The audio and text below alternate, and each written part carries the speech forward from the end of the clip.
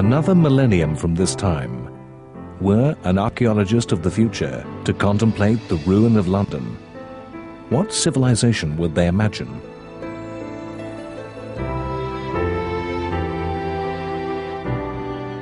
With what spectral people thronged the streets? What armies of ghosts march through shattered arches and parade past tributes to long-forgotten victories? The faces of the smashed and fallen statues would look out from the past, their faces those of an imperial people, of a nation certain of its place in history, their monuments proud boasts of power, allegories of courage, symbolic of mastery. Carved in subjection and servitude, the races of the world would stand in submission and defeat.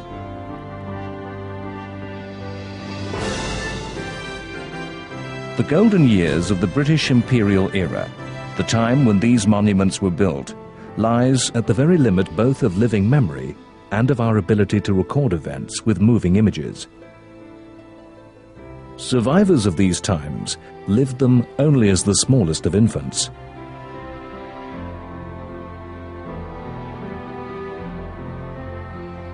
Pictures that reveal this world, some of the earliest blurred and shaky cinema film. These are pictures of a lost world. In 1897, Victoria, Queen Empress, celebrated her Diamond Jubilee, 60 years of rule. British self-confidence and might stood unchallenged. The parades, triumphal celebrations of the spirit of a small European nation who ruled a quarter of the Earth's surface and people. A nation whose trade and industry dominated the world economy. A nation whose wealth and power were envied by all others. A nation who believed itself to represent the best and highest civilization. Who saw itself as the very culmination of history. Yet, only a few years after these scenes, the British Empire began its slow, long, unstoppable fall. By 1901, Victoria was dead, and as the kings of the great powers and the soldiers of the empire marched behind the Queen Empress's coffin, already the might and confidence of the British nation was crumbling, eroding under the flow of history.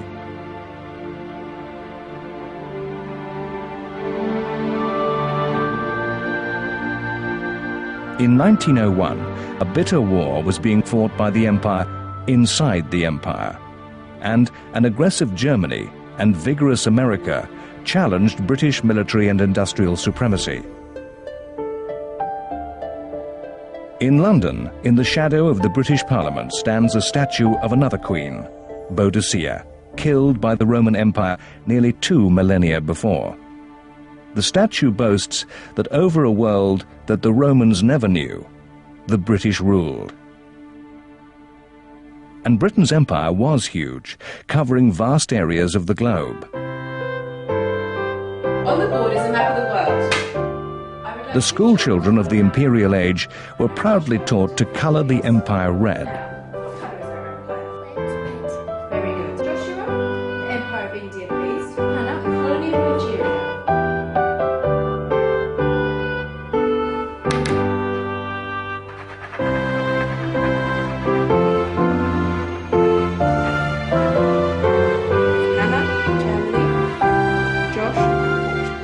Marking in other European empires only emphasized their insignificance compared to that of Britain. School atlases at the time proudly compared the size of imperial territories with that of the mother country. The British Empire encircled the world. It was a proud boast that the sun never set on the Union Jack. It is a mistake, though, to suppose that this empire was a great superstate, a single society and a single civilization. The empire had been gathered at different times for different reasons, for hard-headed profit, for military power, to confound the ambitions of others, sometimes for no better reason than national vanity. The different patches of red, from the vast expanses of India and Africa to the tiniest of dots that speckled the oceans, were ruled in different ways. Much of Africa and many of the smallest outposts around the world were called crown colonies and ruled by governors appointed by London. Some of these colonies, those with large minority populations of British settlers, were almost independent and allowed to rule their own internal affairs with elections in which native people rarely could vote. Australia, Canada, New Zealand and South Africa were called the Dominions. In these lands, white settlers had often ruthlessly displaced native peoples and had created pieces of Britain overseas.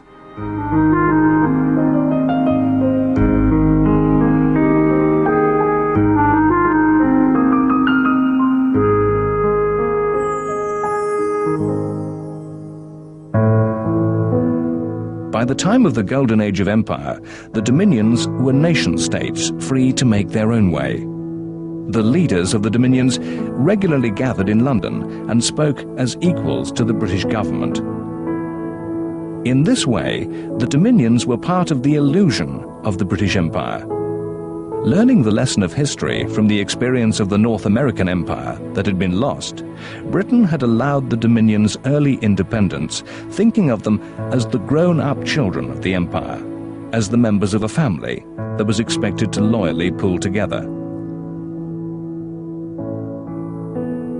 Unlike all other parts of the empire, the Dominions were the subject of actively promoted policies of immigration. They were places to which the mother country exported its surplus population. No other European empire had this type of relationship with its former colonies. The British Empire's belief that the children would someday grow up and leave home was to shape the history of all parts of the empire and the peculiar, unique way in which the empire was to fall.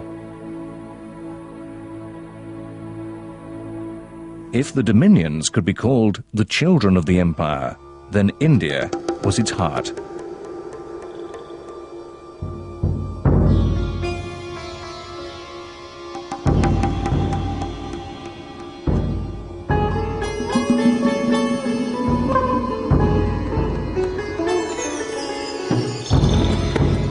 In 1912, George V, newly raised to his throne, visited India as King of Great Britain and Emperor of India, an ancient Mughal title that had been added by the Victorians to the long list of titles borne by the British monarch. India, the Raj, was in fiction, in myth, and in truth, the jewel in the crown of the empire. To the British people, India was a land of fable, mysterious, esoteric, and glamorous. Ruling such a country only made Britain greater.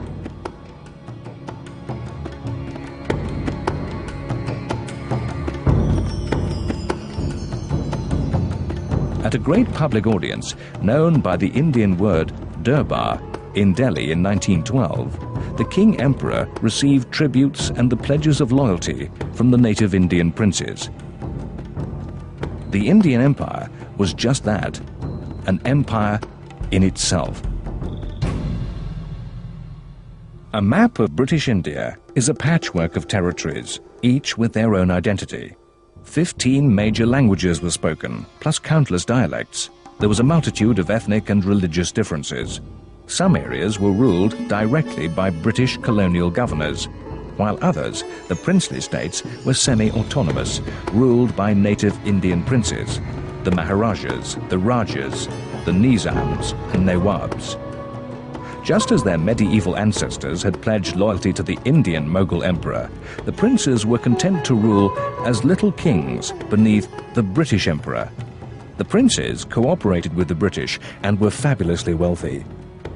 There would always be a staff of British advisors at the princely court, with British officers commanding their little armies. To the British people, there appeared something that was almost miraculous about their domination of India. In 1912, less than 100,000 British troops and barely 1,000 colonial administrators ruled an Indian population of then more than 250 million. At the very head of the Raj stood the Viceroy, usually drawn from the British aristocracy. The Viceroys were remote and distant figures. One Viceroy confessed that in 7 years of ruling India, he had never handled or seen the native Indian currency. History always challenges the present to understand what people in the past really felt and what they really believed. The British, in the glorious years of their empire, saw a world with no doubts. A world in which their nation was the strongest power, and a world which they had a moral duty to rule. This was not a cynical civilization. They believed what they said. Empires throughout history have fallen violently and suddenly, but this was not the fate of the British Empire. The story of the fall of the British Empire is a complex weave of time, an adding up of countless small strands of events. The empire did not crash to ruin. Rather, it's a history of a crack here, a crumbling there, an exposed fault, a slow decay. The British Empire's fall is a story of a growing weakness, of tiredness, a physical failure to stay strong.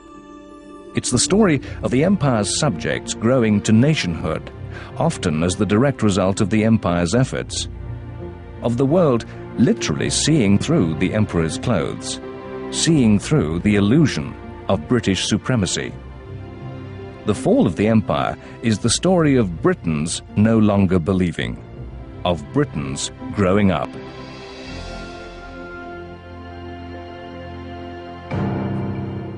If there is a single turning point in history, a moment when the tide of events, ideas, and belief changed, when the empire can be said to have begun its fall, it was the Boer War.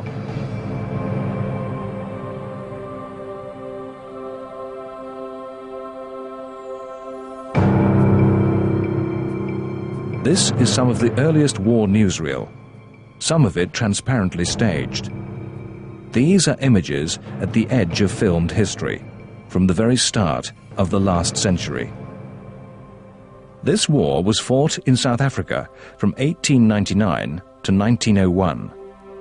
The war began as Dutch-descended settlers rebelled against the extension of British rule further into Africa. The Boers fought to keep their biblical vision of a promised land and themselves as a divinely chosen people, with the right to virtually enslave the African population. The British were driven to war by avaricious industrial interests, hungry to gain control of newly discovered mineral wealth, gold and diamonds. It was in the Boer War that the illusion of unchallengeable British strength would shatter. Britain expected easy victory, but the Boer army, an army of farmers, invented guerrilla warfare, which the British could barely understand. Fighting was to drag on, finally tying down a British army of more than 500,000. The Boers were defeated by the British invention of concentration camps, in which they ruthlessly imprisoned almost the entire Boer population. Fighting ended in 1901, but did not end the tensions in South Africa. When South Africa became a dominion, it chose to make its own version of history. Of all Britain's family, South Africa was to have the longest and most painful fall from empire. The aftershocks of the South African War would reverberate for nearly 90 years.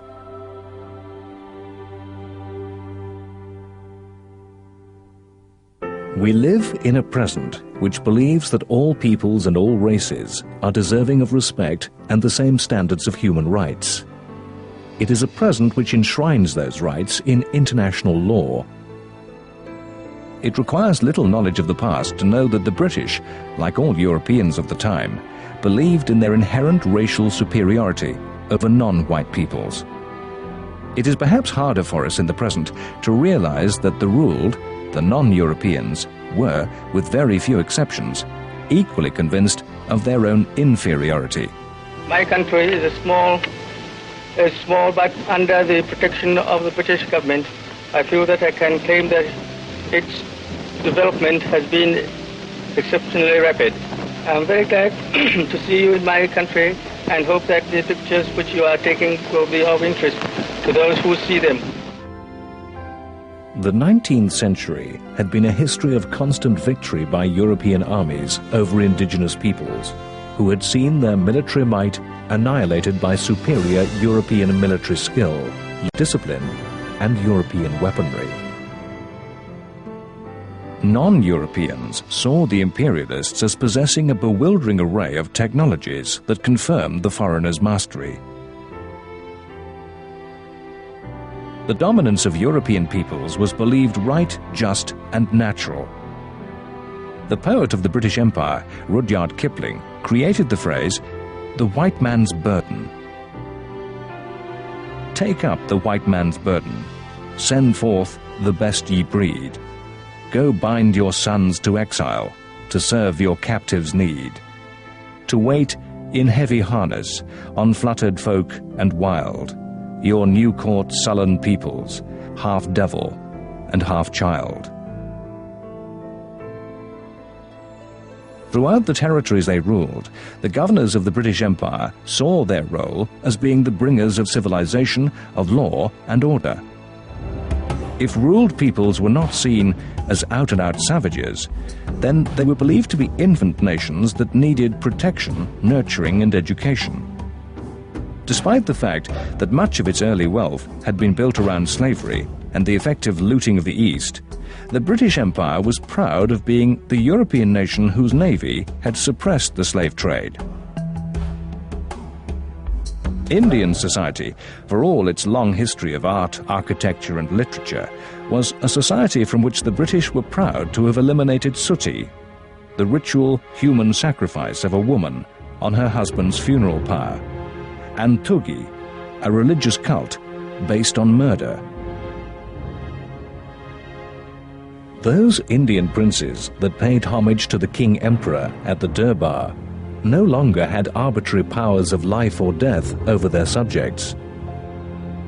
It was a characteristic of the British Empire that everywhere the British went, they established courts of law and a sophisticated legal system. It was a code of law that was extended to all the Empire's subjects, whatever their race, the principles of fairness and justice.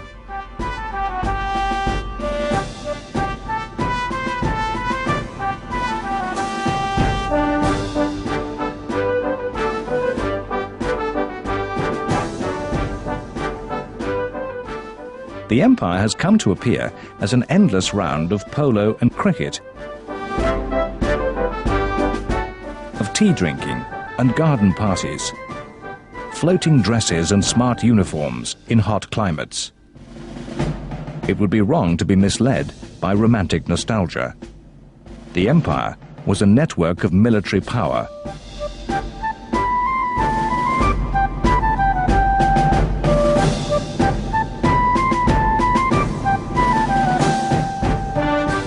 And the Empire was a business, a vast network of global trade that spoke the language of profit and loss. The Empire was a huge market for British industrial goods. And a flow of raw materials and foodstuffs moved in the opposite direction. The British merchant shipping fleet, the largest in the world. The launch of any addition to this fleet was major news.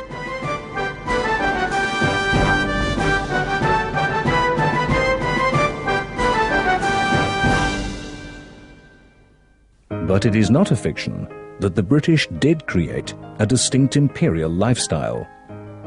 Throughout their history, the people of the British Isles have tended to instinctively dislike foreignness and always seek to recreate home, no matter how far away and how alien the surroundings.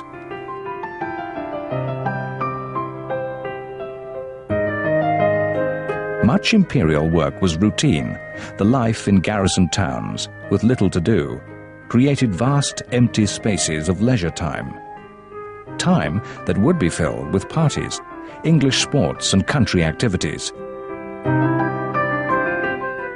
English parish churches were built in the heat of Africa and India, in which the British could worship the God that had ordained their rule.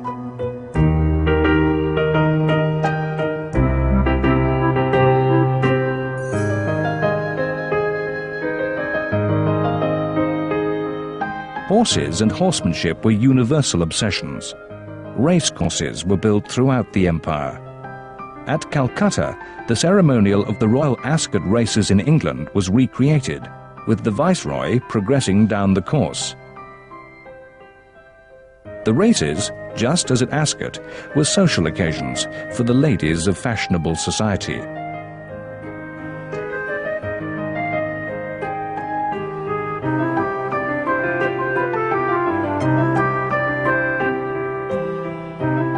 Every community of expatriate Britons had their own gymkhana, a hybrid Anglo-Indian word. These scenes of the imperial classes at horseplay are identical to those of the English counties. It's hard to find any detail in these pictures from India in the 1930s that reveals any sign of India or Indians.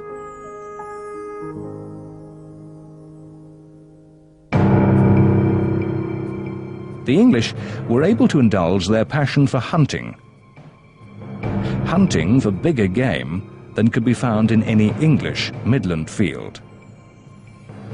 The courage and skill, the character required for the hunt, were believed necessary qualities for the imperial administrator.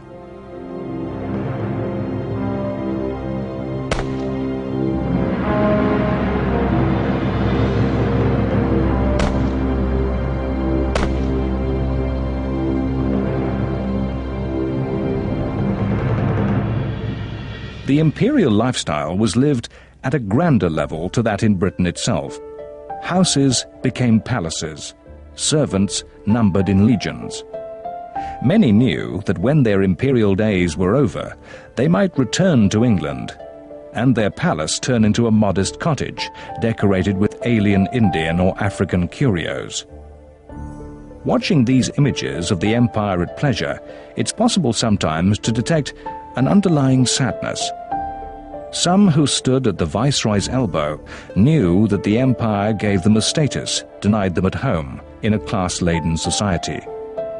Some, in the characteristic British way, hated the foreignness of it all and desired only to make a fortune to return home. Some made the best of things, immersing themselves in a culture of drink and gambling. Those British who went out to run the empire were not entirely from the middle and aristocratic classes. Many ordinary Britons served as common soldiers. Britons in the early years of the 20th century had been raised to take pride in the preeminent place of Britain in the world. The elite of British society was trained to serve the empire either as a member of Britain's armed forces or as civil servants and colonial governors. After passing a highly competitive examination, followed by a training in languages, law, and horsemanship, a young Briton in his 20s might find himself ruling a district of the empire as policeman and magistrate. At the very base of this system was the British public school, devoted to making the men who were to rule in the empire's name. The public school provides iconic images of the English system of class and privilege. The curriculum of the English public school was founded upon the classics, the history and literature of ancient Rome and ancient Greece, Roman law, order and discipline, Greek philosophy and ideas of democracy. The classics taught the principles of civilization upon which the British Empire was built. If not studying dead civilizations, the English public schoolboy played games, most usually team sports. Playing for pleasure, playing in gentlemanly friendship, the public school held the professional sportsman in contempt. The public schools in the early years of the 20th century taught their pupils to regard war as the ultimate team sport. The British Empire cannot be understood without realizing the place of sport in the culture of the empire.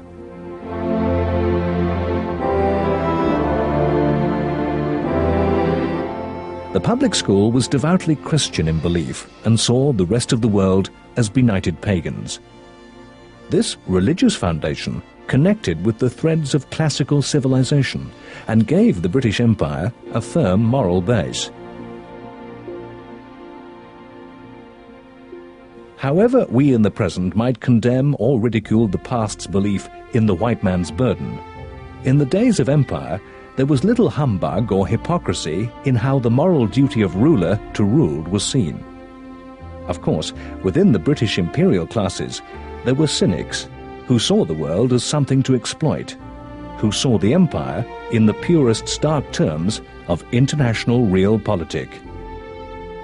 The fact remains that amongst the soldiers, governors and missionaries that spread over the world, there was a patronizing assumption of superiority, combined with a genuine belief in moral duty and destiny.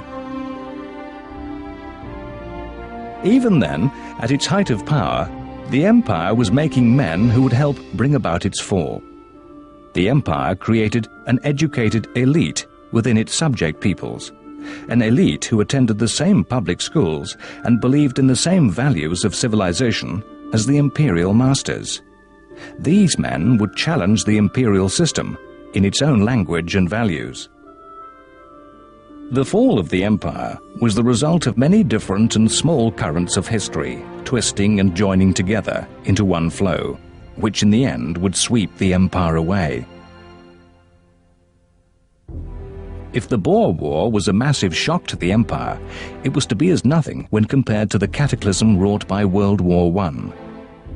Just 2 years after the Great Durbar, the King Emperor unilaterally declared war, not just for Britain, but for the empire as a whole, even though the dominions were supposedly independent. The popular media were filled with poetical allusion to the lion calling its cubs.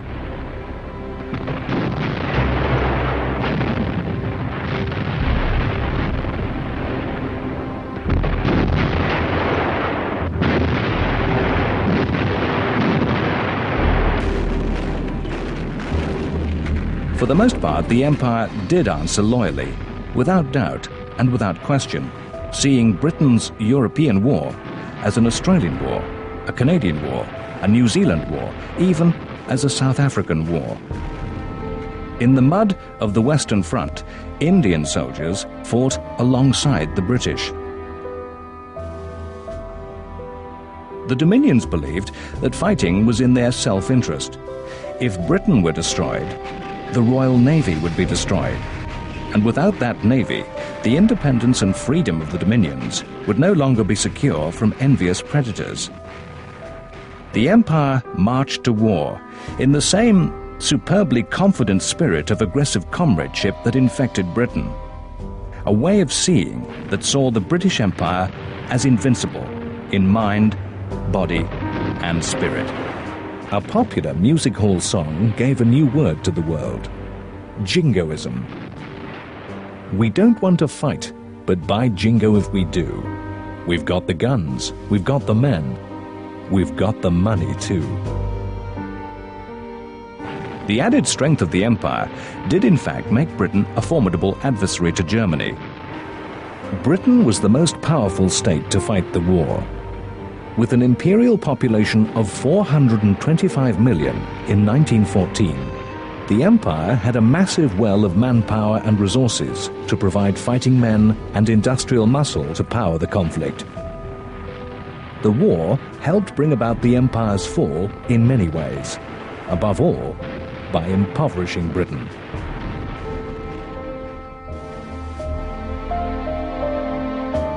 The fighting did cost men, and money too, far more than the empire could ever imagine, ever wanted to pay, and ever could pay.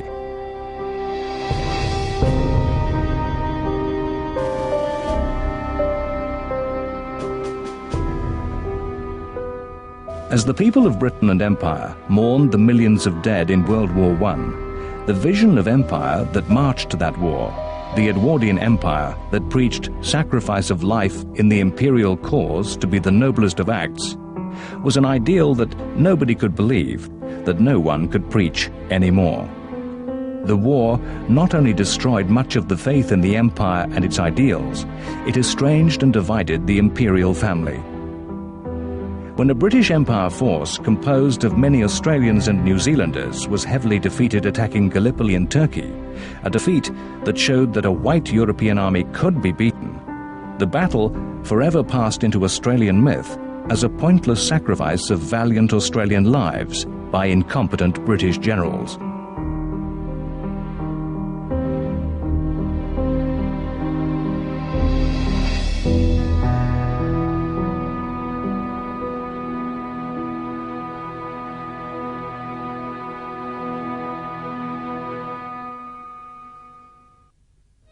And India, which was growing ever more sophisticated in its politics, expected some reward for its efforts in the Great War.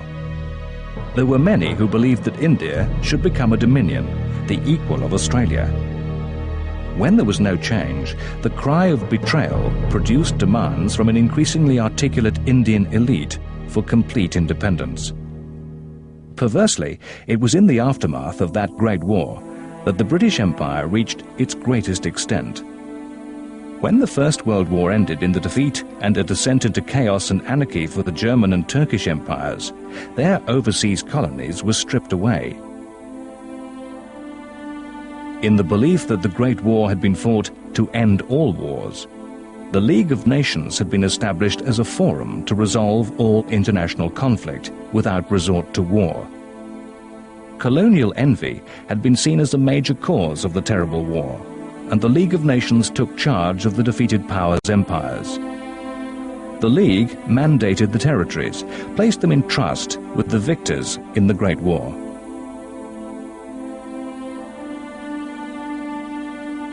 This enlarged the British Empire to its greatest physical size, as German East Africa, modern Tanzania, passed into British hands.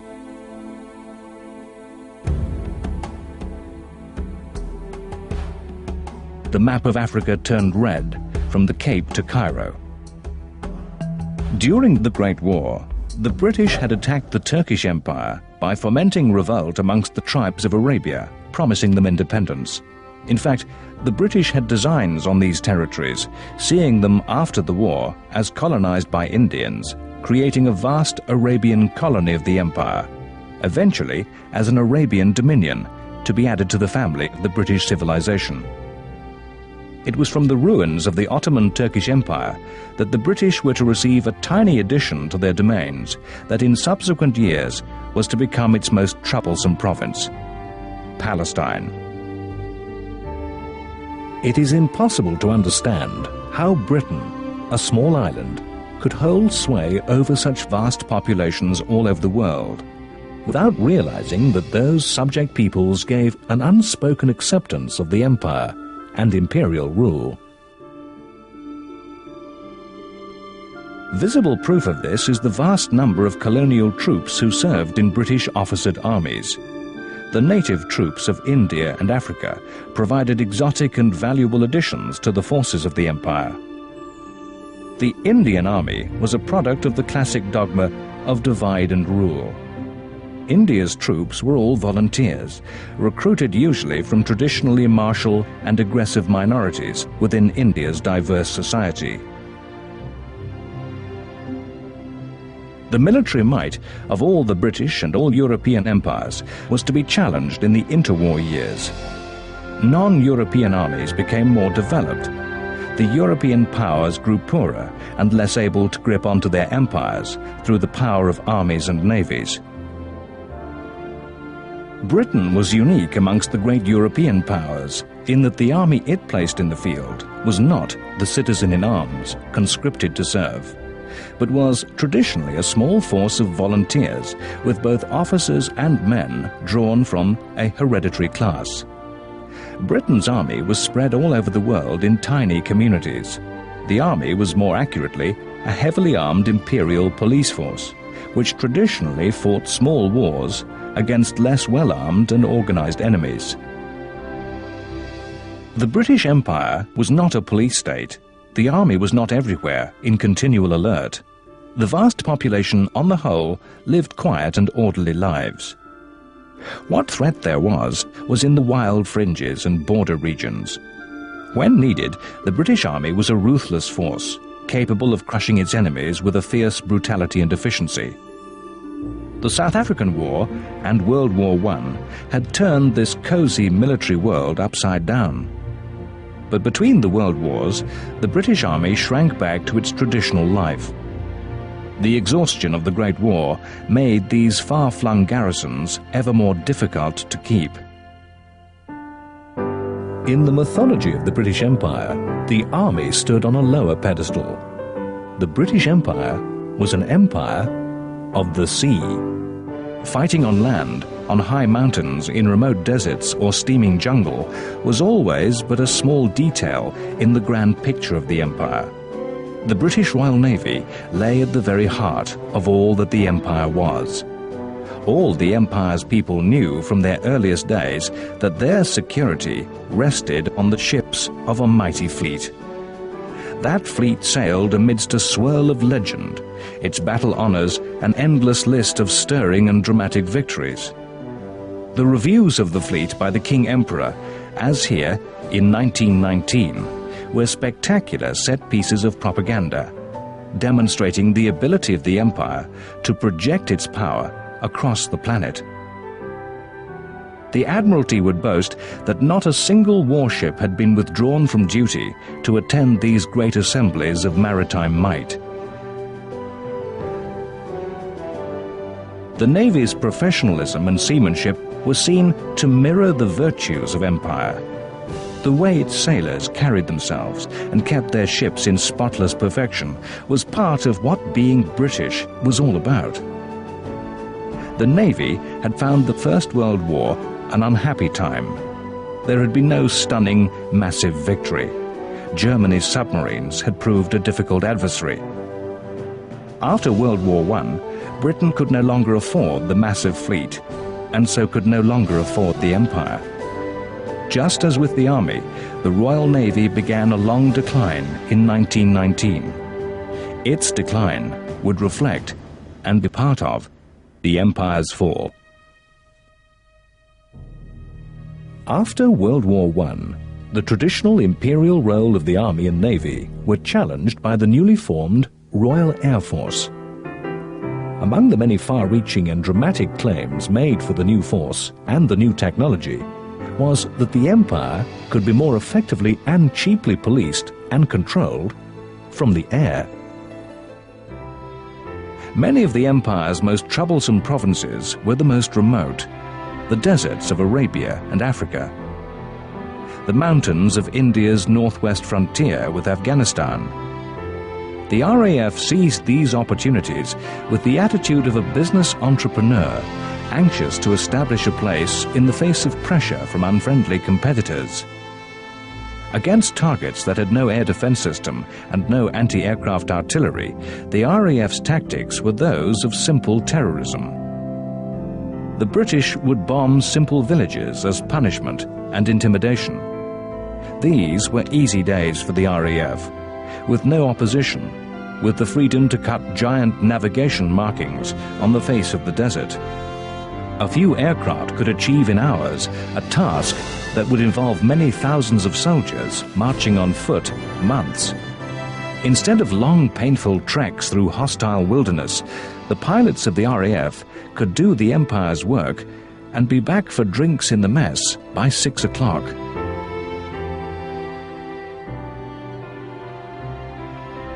It is a historical trick question to ask which European country lost most territory as a result of World War I. The answer is not Germany or Russia, as most reply.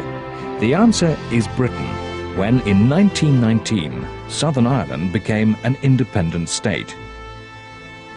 Ireland has often been called the oldest British colony. Irish independence was one of the first steps in the fall of the empire, sending a message to the world that Britain was not content to rule an island riven by violence and unrest. The lessons of Ireland sank into the British state and were remembered when, a generation and a Second World War later, other provinces of the empire came to be dismantled. Unlike other imperial powers, the British were resolved not to stay where they were not wanted.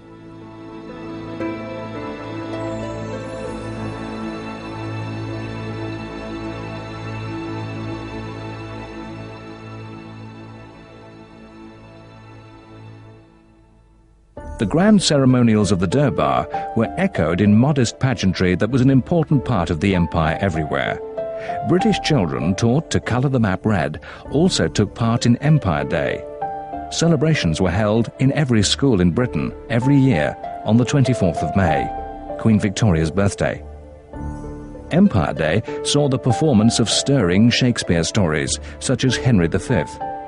Children would perform pageants with the peoples and lands of the empire portrayed in fanciful and imaginative costume. As it was in the villages of England, so it was in the far corners of empire. St. George slew the dragon on 1,000 village greens, even if that village green be transplanted to Khartoum in the heat and dust of Sudan. In Australia, the foundation of the first colonies would be reenacted. Replicas of the first sailing ships sailed once more into Sydney Harbour. These ceremonies created a year zero for the Dominions, a new, rewritten history that consigned all who had lived and all that had happened before the arrival of Europeans to a dark age of non-time.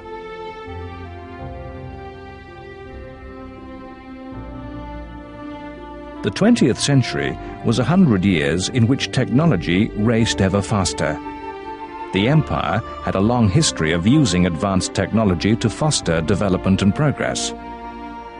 In between the wars, new 20th century technologies were used to bind the empire together. It's hard to realize that the inventions of the aeroplane, the cinema, and the radio are events still just within living memory. Radio was used to foster kinship between the dominions and to focus the citizens of the empire upon the king-emperor. On Christmas Day 1933, for the first time, the whole empire could hear the voice of King George V as he began a royal tradition of broadcasting that remains to this day. It is this personal link between me and my people which I value more than I can say. It binds us together in all our common joys and sorrows. The King Emperor's speech was preceded by programming in which people from all over the empire told of their lives. Through the cinema, the British people could for the first time see what the empire was really like. They were brought to see the empire as a place of adventure and a place of the exotic. Newsreels showed Britain's South Sea Island possessions as sexy places full of dancing girls and primitive tribesmen. Aboriginal Australians as human curiosities. Canadian Native Americans were portrayed as noble savages. The traditions of India as weird diversions.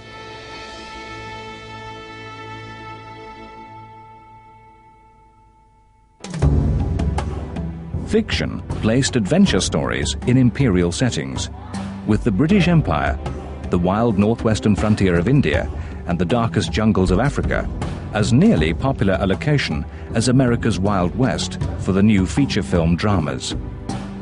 Here in 1937, a newsreel tells the story of the making of a Hollywood biography of David Livingstone.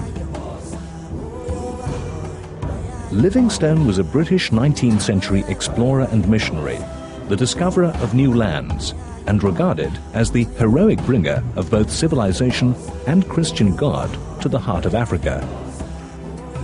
The film's producer shows the African extras how they should dance to look like real natives.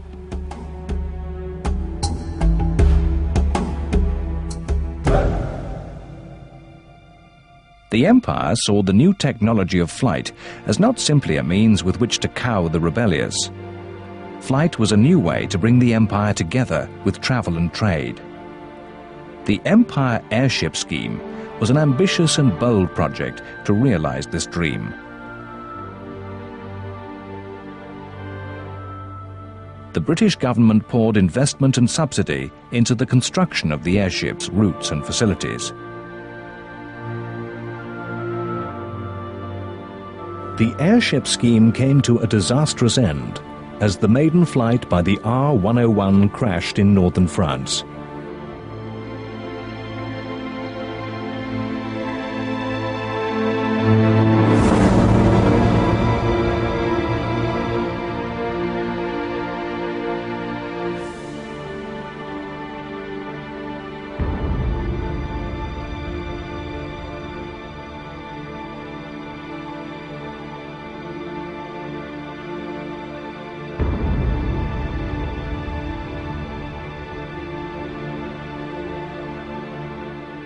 In the coming years, the winged aircraft was to take the airship's place.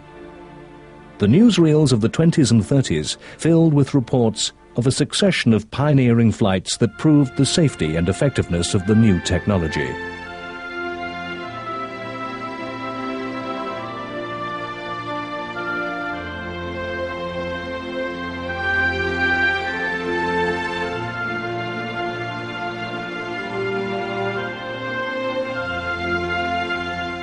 The Empire organized and paid for the creation of a network of air routes. By the late 1930s, there were 4 flights a week to India, 3 flights to East Africa, 2 to Australia. The planes were nearly all flying boats, and the routes were built on a succession of harbors and lakes. It was not a mass transport system. By 1938, the largest planes could carry a maximum of only 18 passengers.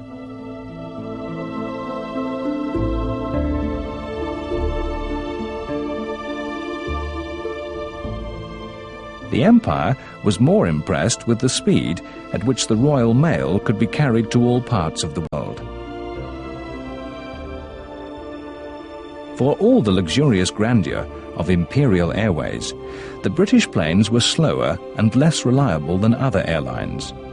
The heavily subsidized routes were inefficient, comparing badly to the foreign competition.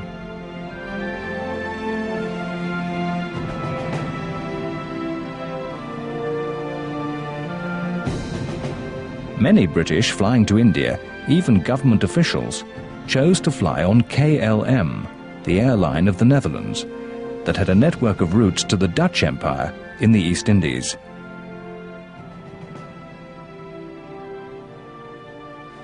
As the 20s slipped into the 30s, to most of Britain's people, the British Empire appeared a modern empire, a familiar force for good that brought progress and civilization. The empire of British propaganda appeared as strong as ever, but already, under the surface glamour, a decline had set in, and the empire rang hollow. In the 1930s, there would be an awakening unrest in the empire's subject peoples, for whom charismatic leaders would arise to argue forcefully for independence. Britain was increasingly on the defensive, having to justify an empire in which many of its leaders no longer believed. In 1935, the empire celebrated the Silver Jubilee of George V, 25 years of the King Emperor's reign. Once more, the nations of the empire paid homage to the British sovereign in London. All over the empire, celebrations were played out for the newsreel cameras. The Jubilee was regarded as an event of such import that it was chosen as one of the first colour cinema newsreels.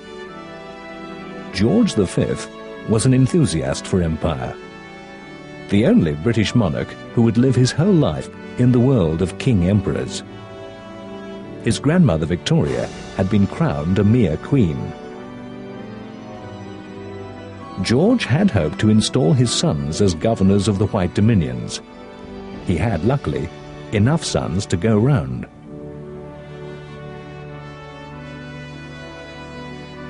Few of those ecstatic crowds that gathered in London, drawn from across the world, and certainly not the King Emperor himself, would have predicted that in little more than 10 years' time, that the last King Emperor, George's second son, would be looking at an empire struggling to recover from another world war, where an accelerating history was changing the world at ever greater pace and driving the British Empire to its fall.